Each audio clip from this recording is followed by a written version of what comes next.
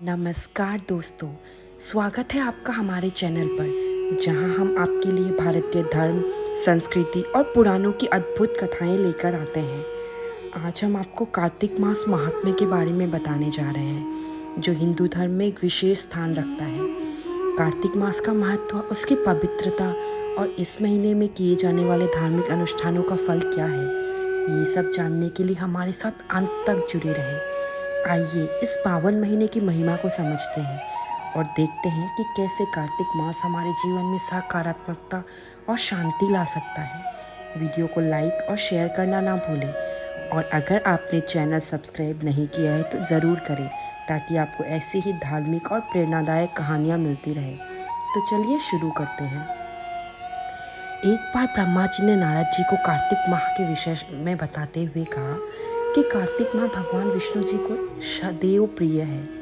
इस मास में भगवान विष्णु जी का ध्यान करते हुए कोई भी पुण्य कार्य किया जाता है, उसका हजारों गुना फल अवश्य मिलता है। सभी योनियों में से मनुष्य योनि को सर्वश्रेष्ठ तथा दुर्लभ बताया गया है।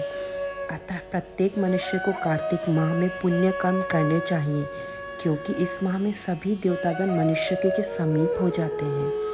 इस माह में देवता मनुष्य द्वारा किए हुए स्नान, व्रत, वस्त्र, भोजन, चांदी, स्वर्ण, भूमि आदि दिए गए दान को विधि पूर्वक ग्रहण करते हैं। इन सभी में से अन्नदान, जो भी सभी पापों का नाश करता है, इसका अधिक महत्व है।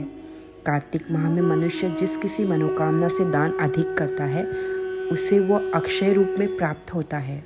यदि कोई मनुष्य दान देने में असमर्थ हो तो उसे कार्तिक मास में प्रतिदिन भगवान के नामों का स्मरण करना चाहिए तथा गंगा जी में स्नान करते हुए कार्तिक माह की कथा पढ़नी चाहिए। ऐसा करने से भी मनुष्य पुण्य का भागी होता है। इस माह में भगवान को प्रसन्न करने के लिए किसी भी मंदिर में भजन कीर्तन करना चाहिए, स्वयं दीपदान करना चाहिए अथवा दूसरे के दीपक की रक्षा करनी चाहिए। भगवान का स्वारूप्य तथा मोक्ष पद प्राप्त करने के लिए तुलसी तथा आंवले के वृक्ष को भगवत स्वरूप मानकर उसका पूजन करना चाहिए। जो मनुष्य कार्तिक माह में जमीन पर सोता है, उसके सभी पाप युगों युगों के लिए नष्ट हो जाते हैं। मनुष्य अरुणोदय काल में जागरण कर गंगा में स्नान करके करोड़ों जन्मों की कल्मशों को धो डालता है। गोविंद गोविंद हरे मुरारी, गोविंद गोविंद मुकुंद कृष्ण, गोविंद गोविंद रथांग पाणि, गोविंद दामोदर माधवेति। जय श्री कृष्ण। कार्तिक माह में प्रतिदिन इस प्रकार भगवान का कीर्तन करें।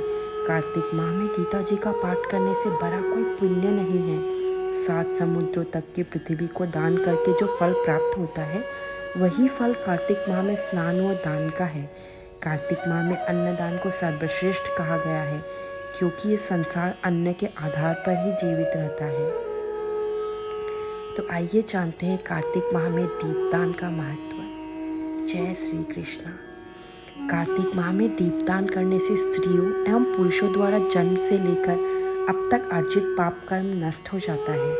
इस विषय में प्राचीन कथा बहुत ही महत्वपूर्ण है।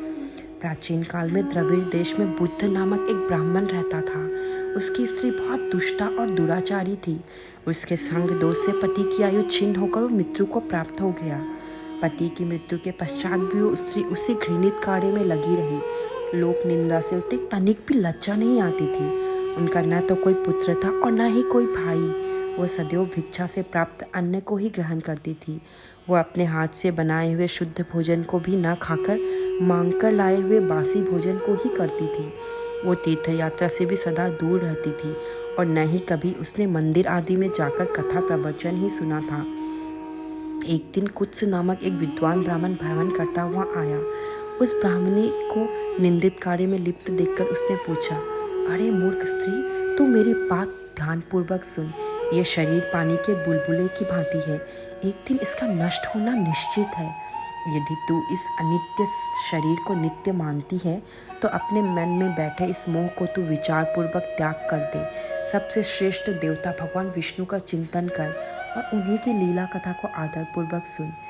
कार्तिक माह आने पर भगवान दामोदर को प्रसन्न करने के लिए स्नान दान आदि करके दीपदान दे और भगवान विष्णु की परिक्रमा करके उन्हें प्रणाम कर। ये व्रत विधवा और सौभाग्यवती स्त्री सभी के करने के योग्य है। इससे समस्त पापों एवं उपद्रवों का नाश हो जाता है। तू मेरी बात मानकर निश्चय ही कार्तिक में दीपदान कर, इससे तू निश्चित रूप से भगवान विष्णु की कृपा प्राप्त कर लेगी। इस प्रकार कहकर वो खुद से ब्राह्मण चला गया। अब उस दुराचारी ब्राह्मणी ने भी पश्चाताप करते हुए निर्णय किया कि वो कार्तिक माह में व्रत अवश्य ही करेगी। कार्तिक माह आने पर उसने पूरे माह प्रातःकाल सूर्योदय काल में स्नान और दीपदान किया। कुछ समय पश्चात आयु समाप्त होने पर मृत्यु को प्राप्त हुई और स्वर्गलोक चली गई। समय अनुसार वो मुक्ति को भी प्राप्त हो गई। जो व्यक्ति कार्तिक व्रत में तत्पर होकर दीपदान के इस इतिहास का श्रवण करता है और स्वयं भी दीपदान करता है, उसे अवश्य ही मोक्ष की प्राप्ति होती है। जय श्री कृष्ण। इस तरह हमने कार्तिक माह के दीपदान का महत्व समझा।